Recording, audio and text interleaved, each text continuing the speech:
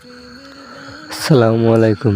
Jail থেকে আসার পরে লামিসার শাশুড়ি তারা দুজনকে মিষ্টি খাওয়াইতেছে।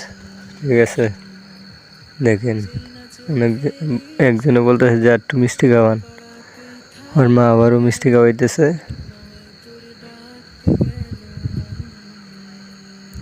অনেকে আবারও বলতেছে যে একজন আরেকজনের দিকে তাকানোর কথা, একটু একটু তাকায় আবার লজ্জা পায়। দেখছেন, প্রেম কিন্তু আসলেই মধুর হয়।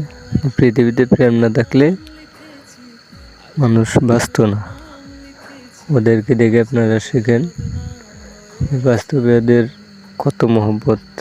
সবাই এরকমভাবে যারা বিবাহ করেছেন মহব্বত দেখাবেন।